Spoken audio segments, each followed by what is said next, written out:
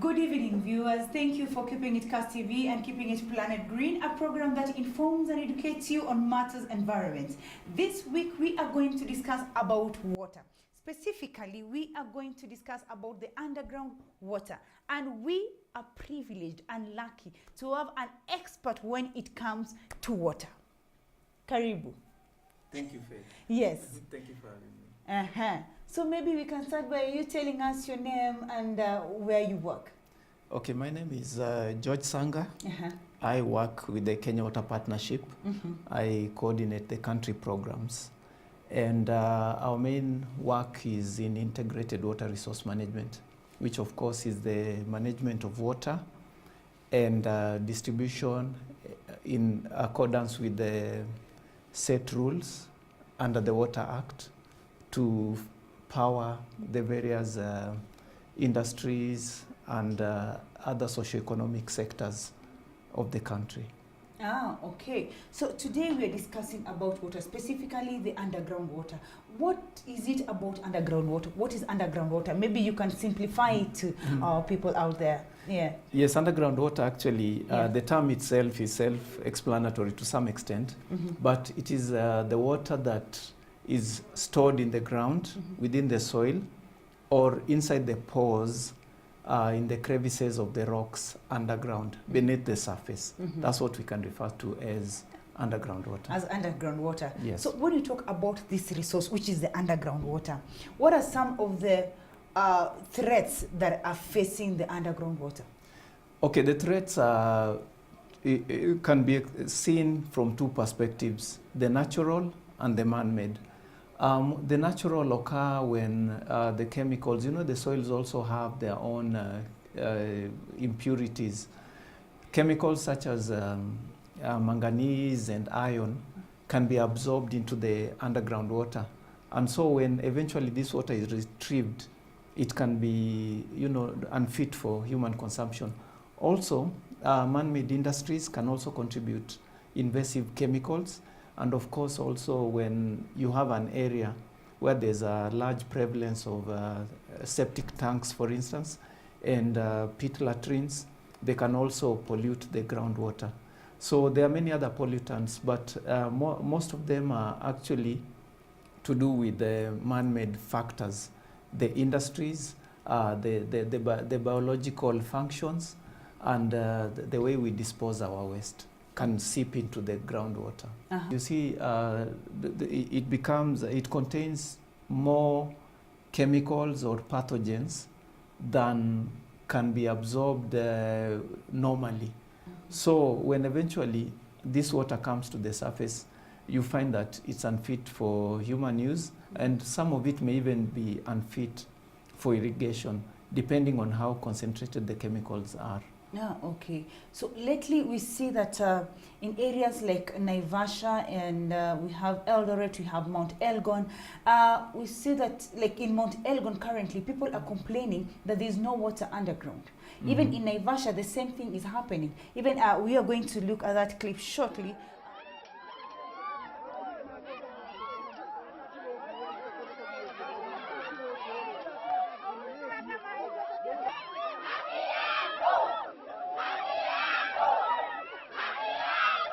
Tunakaa bila kukunywa maji, ng'ombe zetu zinakufa ni maji. Wazee wetu wamekuisha ni kutafuta maji. Wanaendaga usiku na mchana kutafuta maji. Si mtuvee maji. Kama wakubwa wameshindwa ni kutafutia maji. Uhuru atusaidie, atuvee maji. Tuliamka usiku na watoto, tukatuma kula. Lakini wamesahau sisi. Kwa nini wametusahau? Si watukumbuke. Na kazi imesimamishwa kwa nini na maji tumekuja kushibiwa? Na inasemekana ati maji haionekani hapo na maji iko. Ni nchi gani haina maji na Mungu alitupea maji? Mungu alisimama akasema kila mahali maji iko. Kwa hivyo tuveo maji. Kama itaondoka isimame ingine hapo tu, hiyo iondoke. Iwezi enda. Kwa mama hapo hata wasichana wadogo wanaseeka wakiwa wadogo juu ya kutafuta maji. Titingere kunja. Na wakati ile kunja na siba maji. Wasemekana hakuna maji. Sasa tunauliza sisi tunapotelea wapi? Au tutalilia nani? Na leo hapa iko mashini. Tunasema hivi, hiyo mashini hapana ndoka. Vile kuletea sisi basi ile iko na nguvu kama hii inashindwa, iko ingine iko na nguvu, iko mashini nyingine iko na nguvu ya kutoboa maji, na tunangoja, tunakataa ya mke vile kutoboa maji, ndio tusikie maroho yetu mosu tukumbuke kabisa. So when we talk about the water, these areas not having water in the underground water, what can be the major cause for this kind of a problem? Yes, the main cause actually is the fact that the aquifers are not getting recharged to the extent that maybe they used to have the water initially. So there must be a problem. We are not getting enough water percolating underground.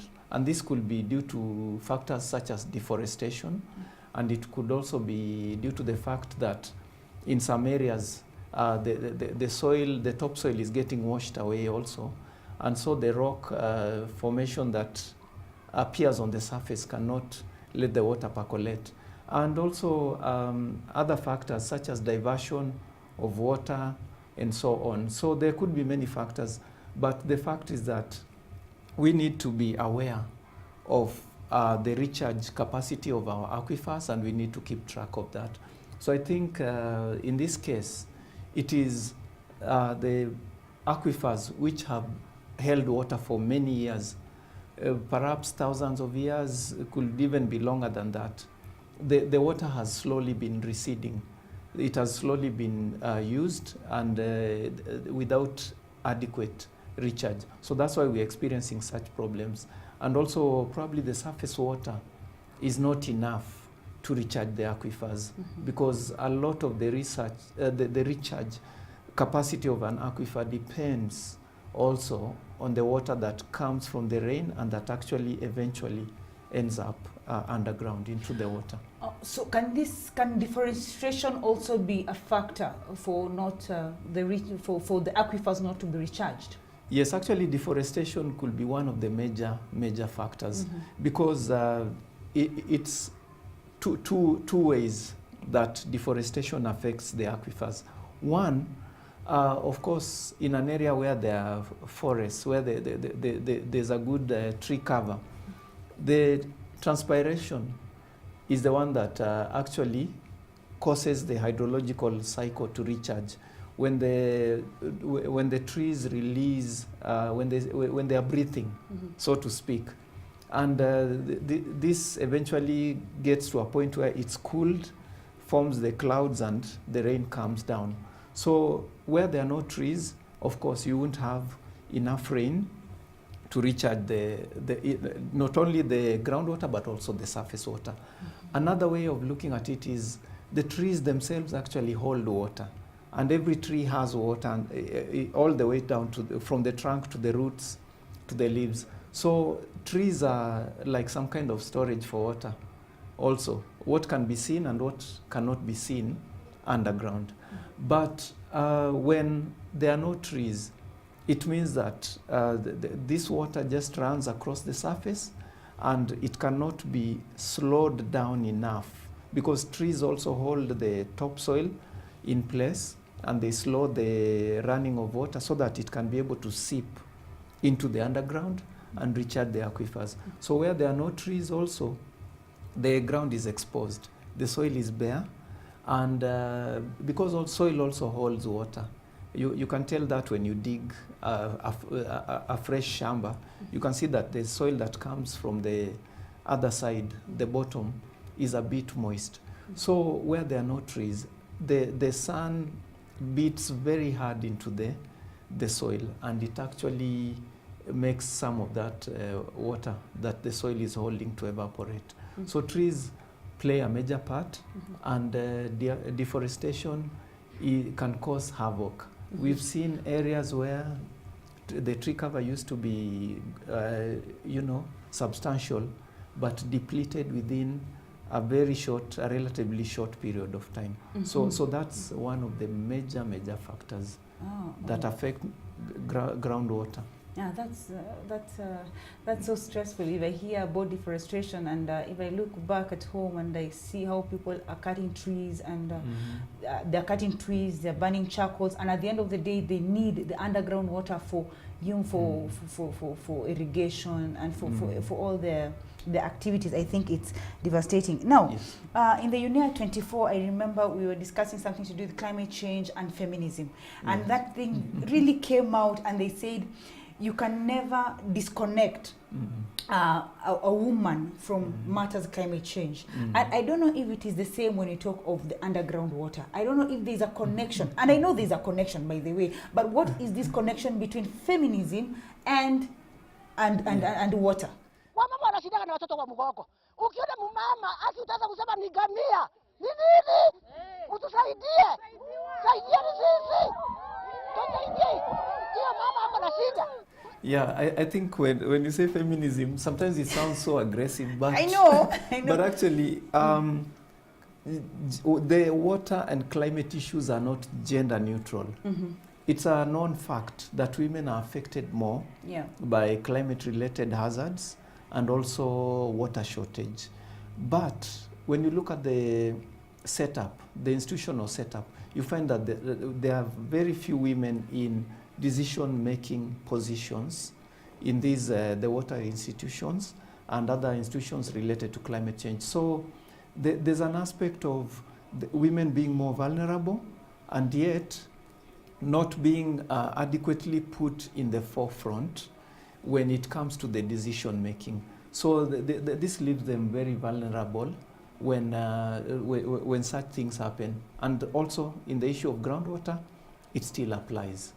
Yes. So, and most of the time you find that it's the men who make these policies, but now the women are being left out, and you're telling us that it's a woman issue. Yeah. So I think in the where you work, it's time for you to bring in the women and we discuss about this issue, right? Yes. And we need to make sure that women are not left behind, not only when it comes to the provision of water or interventions to do with the water availability or management, but also in the decision-making positions themselves. Yes. We need more women because, you know, women have that perspective where they can also contribute their ideas, and we can also not only have projects which are not designed properly, but also projects which may be insensitive to women. Yeah, so it's very important to involve the women, you know, in the whole issue. I Now, agree. we have overexploitation of the underground water, yeah, and we see that over the years, maybe in some areas, it has caused surface subsidence, whereby we have the level of the ground being tampered with. Yes. So I don't know what you can say about that, because now many people depend on the underground water. Yes. But if we continue over exploiting this underground water, sooner or later, I think even we might not reach 2030. What do you think about it? Yeah? Yes, I think we need to be more aware of the groundwater, and we need to take action to manage the groundwater. Right now, the per capita availability of water in Kenya is 693 cubic meters.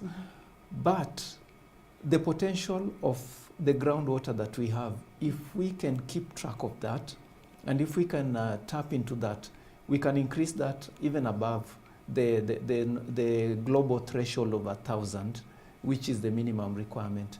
So we need to be more aware of our aquifers and the recharge capacity of our aquifers, and we need to keep track of whether we are losing the underground water. And you know that also relates to the surface water, because before the water goes into the ground, it comes from the rain, then it flows along the ground, then it percolates, it seeps into the ground. So we need to look critically, and if need be, we can do what we call managed aquifer recharge, MAR.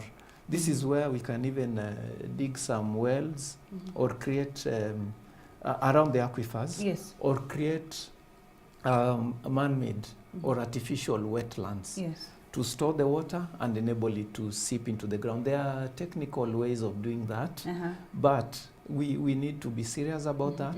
And if we are to increase our water availability, definitely we need to be very serious about underground water management. Yeah, and just the last question, when you talk about this underground water, how long does it take for it to be recharged? Because now it's being overexploited. Yes, it depends on the depth of the aquifer. Oh, okay. Yeah, some aquifers are relatively shallow, close to the surface. And some of them may take even a few days after some heavy rainfall to recharge.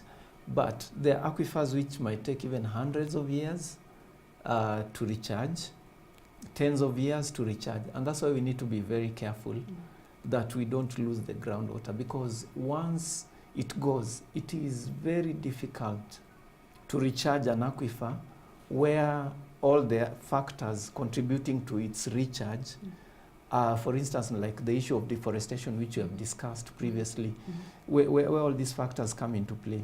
So we need to take stock right now, get the data on how much groundwater potential we have across the country, and the authorities, the institutions that are tasked with this need to sit together with the stakeholders and make sure that our groundwater is not polluted, and that apart from the pollution prevention, we need to make sure that our aquifers are replenished. I'll give you an example. About 10 years ago, we went to a place called Boca in Tana River, and there were springs there.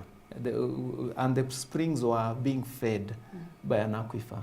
So this continued for many years, and we were told by the locals that they didn't see the source of the springs, but they could just be sure that there was always water. Yes. Unfortunately, before we could put in place measures to conserve, together with the other stakeholders, the water disappeared and it's never been seen again. So it's a lesson, and we need to take stock of our underground water and make sure that it is always available. Wow, as George has told us that when it comes to underground water, recharging it is not an easy task. So we need to take good care of the resource that we have, or else in maybe 10 or 20 years to come, we might be crying that we don't have water, yet we were told to take good care of our resources. So until next week, Faith Cherono is my name, and George Sanga. And George Sanga, thank you so much for coming and educating us on matters water. I appreciate it. Good night. Good night.